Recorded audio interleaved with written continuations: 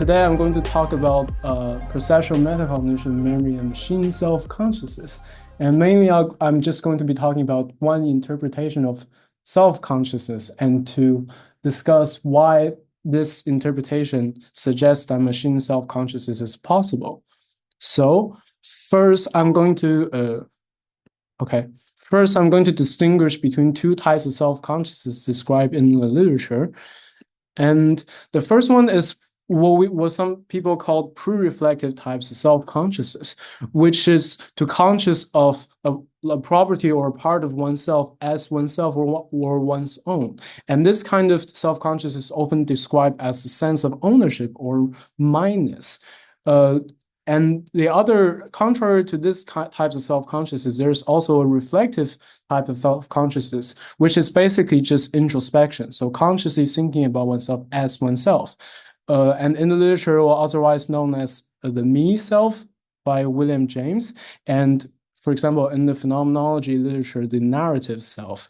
And if this introspection involves content from autobiographical memory, it has been suggested that this type of self-consciousness supports the sense of self or personal identity, and sometimes known as autoanalytic consciousness in the memory literature.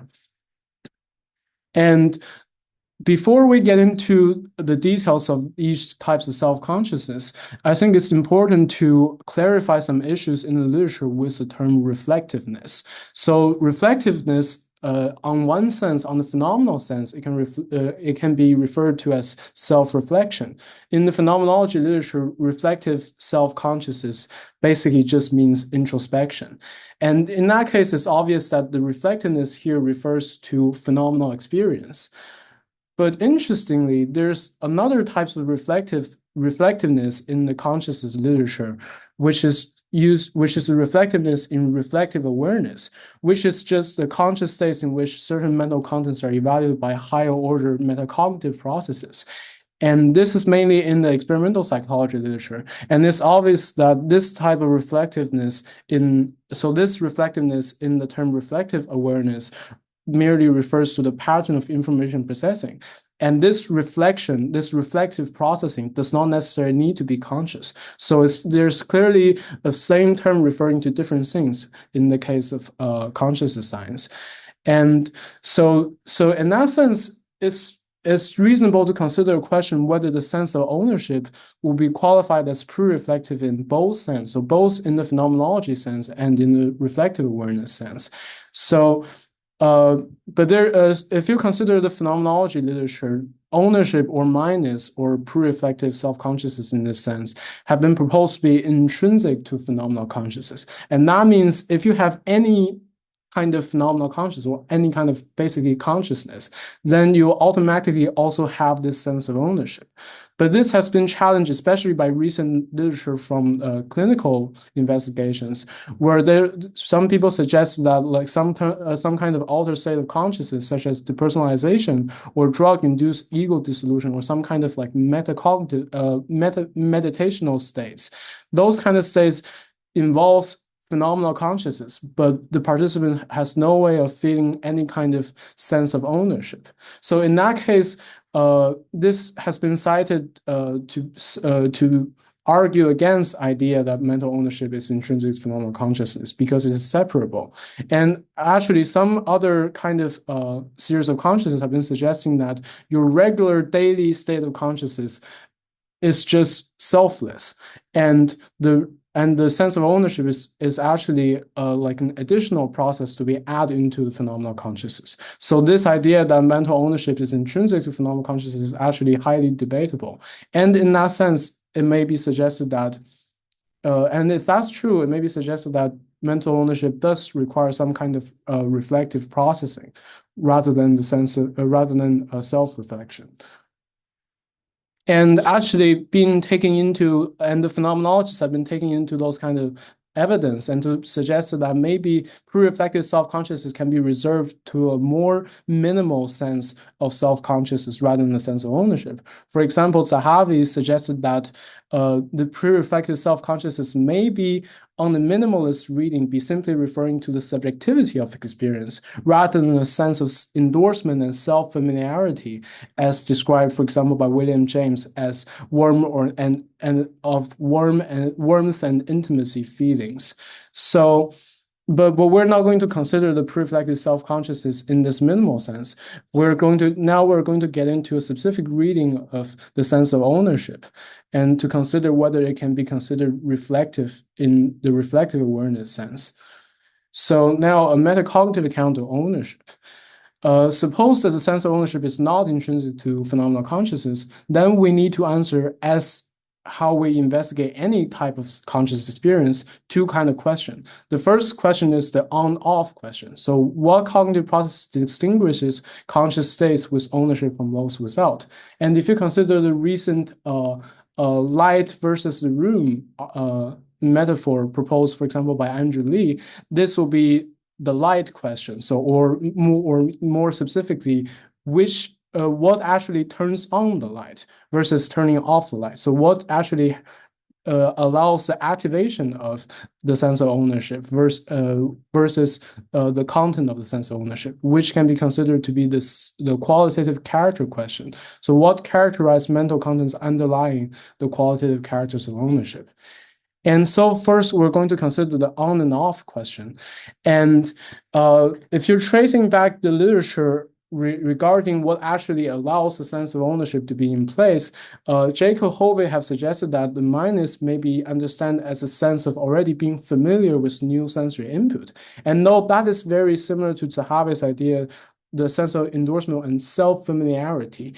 And if that's indeed the case, if such sense of ownership can be maybe reduced to or be activated by self-familiarity, then that means there's some kind of memory-based evaluations or source monitoring going on, and that is required for differentiate states with ownership with those without. And why we highlight self-familiarity, why it's important to highlight self-familiarity is because there's also familiarity without any kind of self-familiarity. So consider this cute cat. So you have never seen this cat personally, right? But you know the concept of a cat, and you have seen cats before. So in this sense, you're familiar with the cat in terms of a factual kind of familiarity, which is just that this appears, you have previously seen things like a cat. But if somehow this cat is, for example, your cat, and you have some autobiographical memory, including your interaction with the cat, then you can say that then there's a different sense of familiarity, which we can call the self-familiarity, which is supported by self-referential information, and in this case, autobiographical memory. So it's important to distinguish between self-familiarity and factual familiarity, and the former here is to apply to the understanding of the sense of ownership. And however, the source monitoring of self-familiarity cannot be based on like whole episodes or episodic memory, because we could have feelings of ownership in novel situations. If we need to be familiar with the entire episode, then there's no way to be self-familiar with other things other than your own autobiographical memory.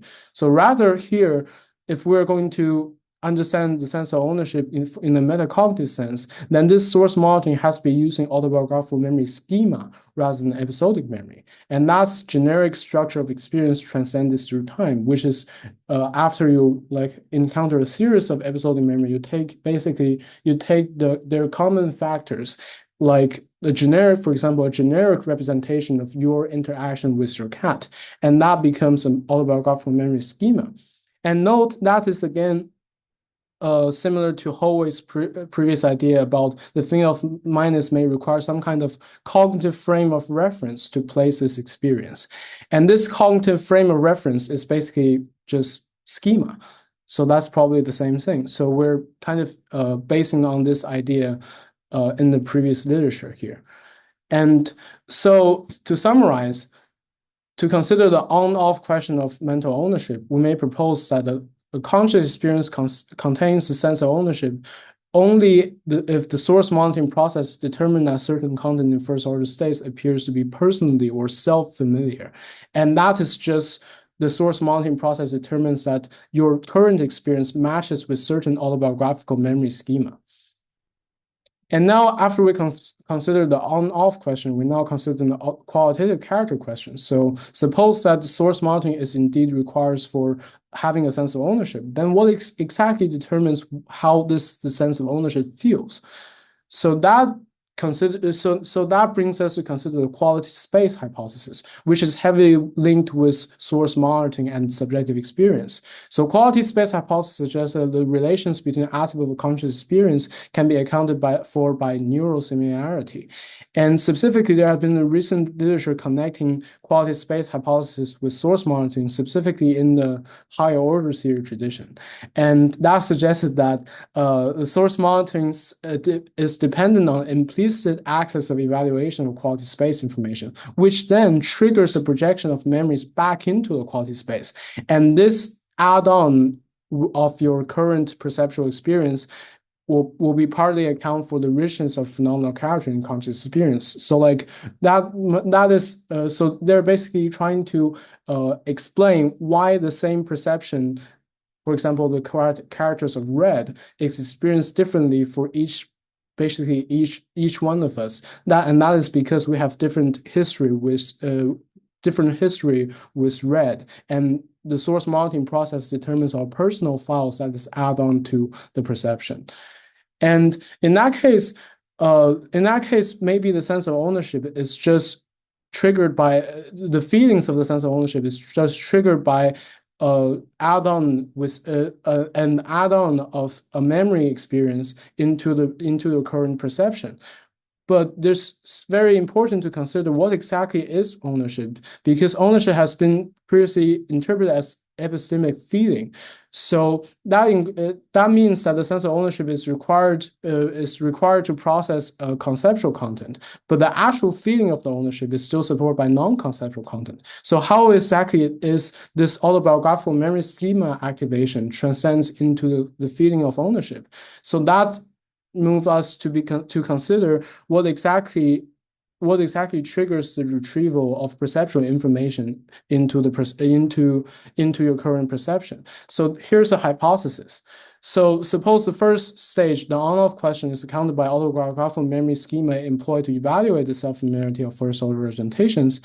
Then this evaluation might trigger the retrieval of perceptual and introspective signals that is associated with corresponding autobiographical information. So when an evaluation based on autobiographical memory schema scans your perception, then if it indeed pick up some self-familiar contents, then this will actually trigger an activation of perceptual and interceptual signals that is previously connected with the autobiographical memory schema presented in your current perception. And that is basically why the sense of ownership feels like it has some kind of new perceptual or interceptual signals. And that is probably mediated by activating procedural schema as suggested by Ledoux and Lau back in 2020. And this also resonates to the idea that the concept are handled as associative networks resembling mental files, which means that if you activate, for example, a session of the corresponding conceptual schema, and this will activate the retrieval of related perceptual and interceptual signals, even as long as they're organized in terms of the same mental files. So based on this account, we now have an answer for both the on-off question and the qualitative character answer of the sense of ownership. Now we consider some of the potential neural correspondence of this hypothesis. So source monitoring has been implicated in the mPFC center, being implicated in responsible by the mPFC center networks, which mediates between the lateral prefrontal cortex, which is responsible for like high order perception and stuff, and temporal circuits that integrates memory for perceptual inference. And specifically, ventromedial prefrontal cortex has been suggested in a long tradition in decision making that it supports self-referential processing for value judgment based on personal significance. So just for an hypothesis, it may be the case that the vmPFC, when it engages in perceptual inference, is responsible for evaluating and retrieving contents associated with autobiographical memory schema. That's just a hypothesis. But there has been recent evidence suggesting that vmPFC is indeed responsible in perceptual inference if you want to Marco Whitman's poster at ASSC, which their group illustrated a role of vmPFC engaging perceptual information from past memories that is independent from tasks.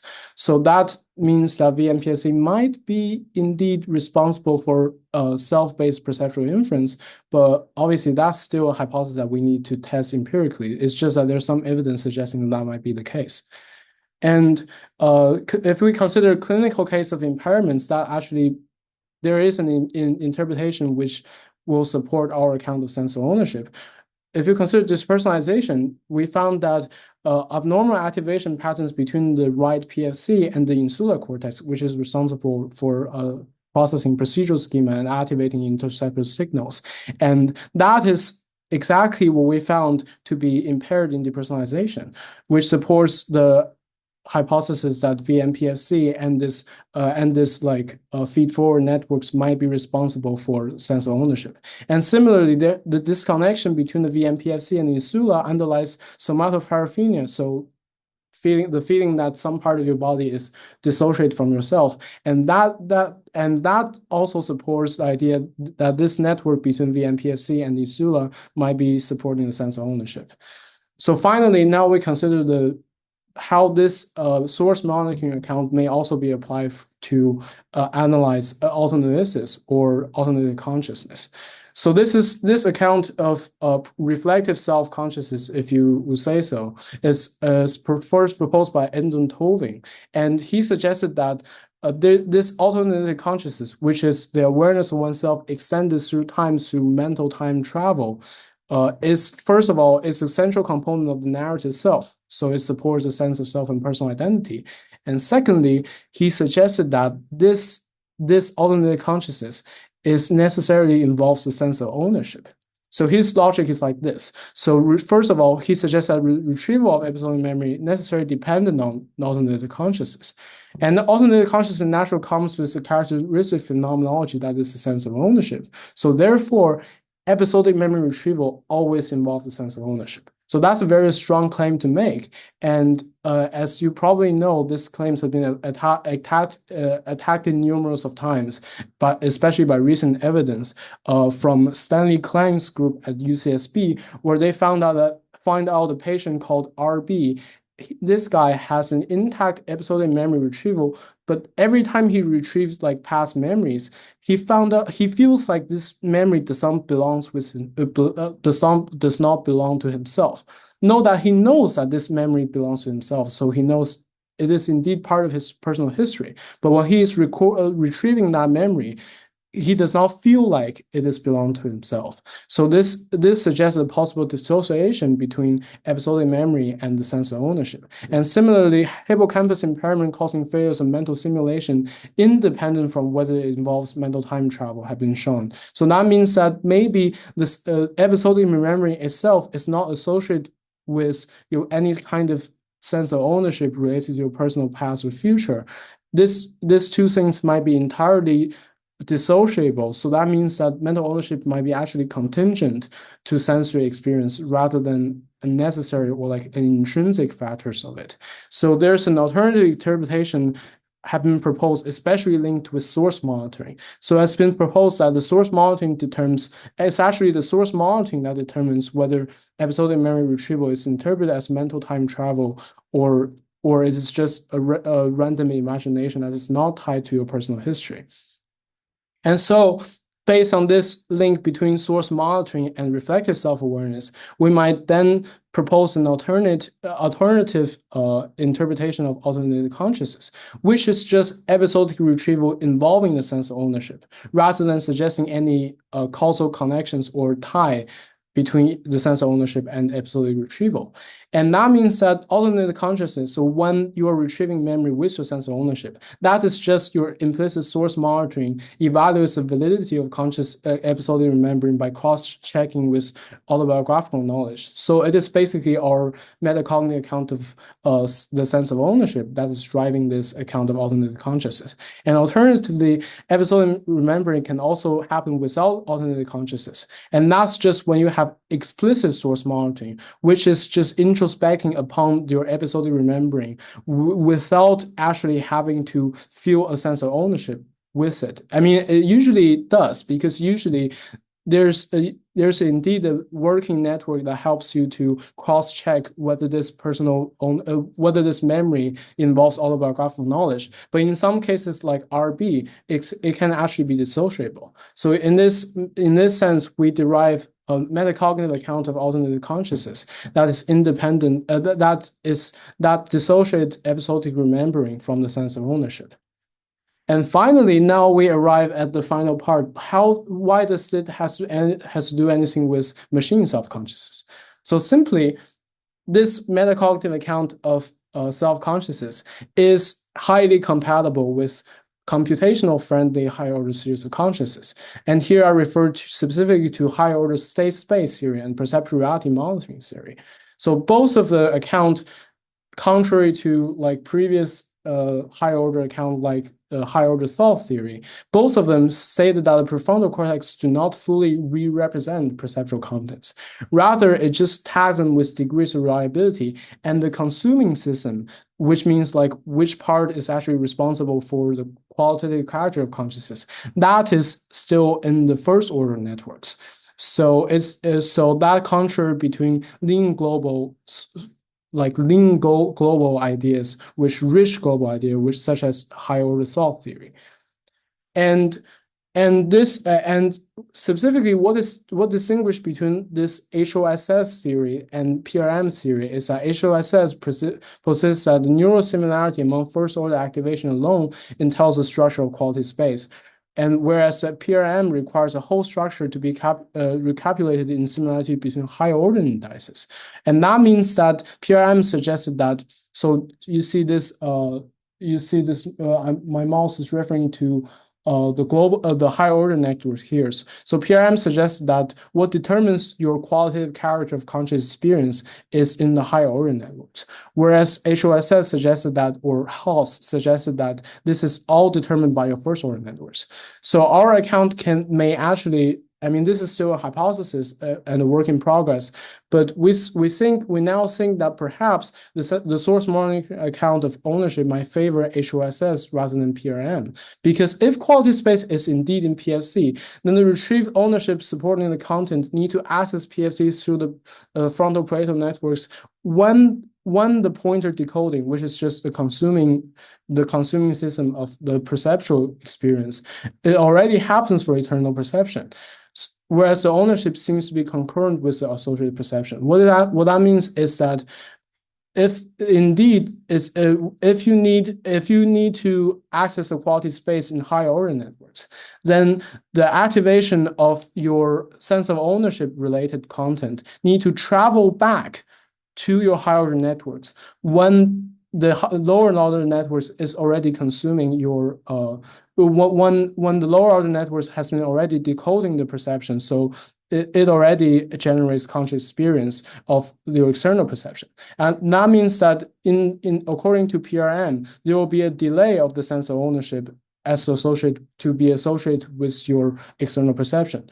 Whereas in Haas, everything is done in first order networks. So as soon as your sense of ownership related perceptual experience is activated, everything will be experienced simultaneously. So you'll be having your sense of ownership concurrent with associated perception. So we're suggesting that maybe Haas is the favorable view to explain the sense of ownership.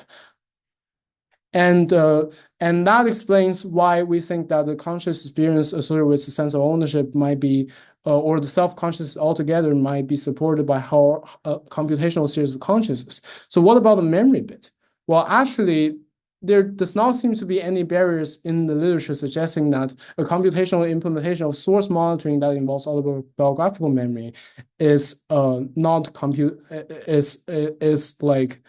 not feasible. So because we're not considering like hard problem or like computational functions in here, we're just considering whether autobiographical memory and like evaluation and retrieval based on autobiographical memory can be computationally implementable. And actually, in one of our previous paper, we suggested that maybe maybe autobiographical memory-based perceptual evaluation and retrieval can be complemented with predictive world modeling architecture such as JEPAs proposed by LeCun. So if you guys are interested in this idea, might as well check our previous papers. And so altogether, I have been dropping a lot of ideas here, but basically I'm just going to highlight two ideas that we're actually proposing. So first of all, self-consciousness can be understood as a form of perceptual metacognition that involves autobiographical memory, which we might be able to call it, for example, autobiographical source monitoring. And most importantly, under this proposal, machine self-consciousness is theoretically possible because it is basically just computational models of consciousness plus computational models of autobiographical memory. So that we're basically here suggesting that the problem of machine self-consciousness can be just degraded to machine consciousness. That's basically the take home here that we're trying to convey. Thank you very much.